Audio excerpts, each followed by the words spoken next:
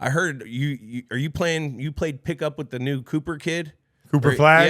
Yeah. Yeah. Well, how's he doing? Well, now he's amazing, right? But so What's like at that the time, so I know a guy up in Maine and he trains Cooper, and he was like telling me these stories about this.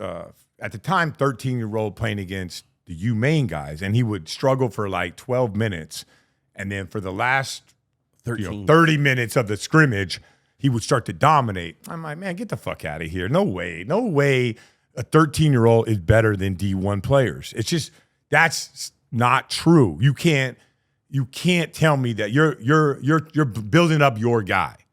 So I go, all right, like bring him down. So I work with this team at the time, which now I've started my own AAU program, but at the time I worked with the Bay State Jaguars, and we had guys in there, and it's great. Like, let me kind of explain. At first, I was Scal, the guy on TV that played for the Celtics. Within about a month, like we're nose to nose with these kids, and we have a rule. Like we can push, but no punches ever. Yeah. Nobody can throw punches. You get a 2-month suspension. So we like to get, because what we're trying to do is take soft ass white kids and like build them up and get them like, when you're in this environment, you'll be able to survive. Uh-huh. And you ain't gonna be able to survive with us just being like, nice shot, Johnny. Like it's not gonna work, right? So we have this thing, like we go nose to nose, and I've like gone with these guys for a while. So I told the guy from Maine, send him down. Like if he can live here, he'll be fine, right? So sends him down. Parents show up. Great people. Great people. Drive.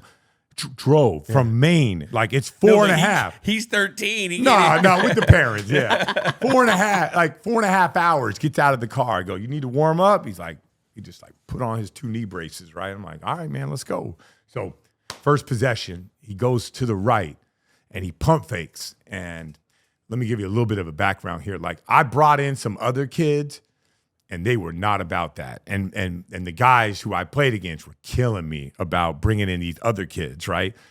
So then for me, I'm always talking shit. So I'm like, yo, I got somebody for you today, man. This guy's going to come and whoop your ass, right? 14 years old.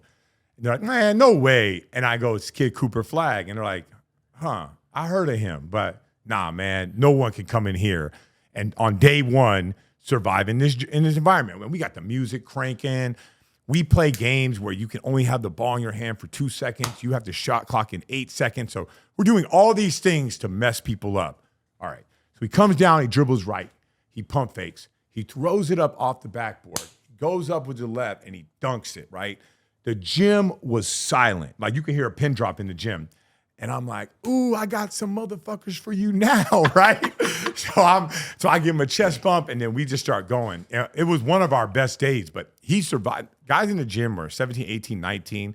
There's countless D1 players there. Like he held his own more than. And then when we sped the game up, he just like the game just slowed down for him. So I told to the parents, I'm like, this kid's a pro. Like I don't know what type of pro. There's levels of pro. You could be a Hall of Famer, an all-star, a starter, a bench player, a guy like me, right? And you could be a guy that's like 10-day contract. All of them are pros, but like what level are you going to be? And it depends on what you do. So I call USA Basketball the next day. I call Duke the next day. I'm telling you guys, man, this guy's nasty. They blew me off. Kid from Maine, he's all right. Look, we'll bring him in for you, whatever. And he just took off from there. And the key is, he's gifted. He's super gifted. He's a basketball prodigy, but he's not afraid, man. He's nasty. Like he's not afraid to walk into places and go at people nose to nose. And you saw it when he was scrimmaging USA Basketball. You saw him like with Anthony Davis, LeBron James, like all those guys. He was going at them. Man, you know? The Great White Hope. I mean, that's what everyone. That's what everyone thinks. Is he the next Bird? Hey, just signed with New Balance, baby. Yeah, Did he? Yeah, he loves Larry too. Balance. Man, Big Larry Bird fan. Larry Bird fan. That's a great guy. That's his goal. That's our kind of guy. I mean, but he's nasty like that. Is he? He's like tough, like Larry Bird was tough. Is he quiet on the court? Does he talk shit? Talk shit, but he not. talks shit with his ball.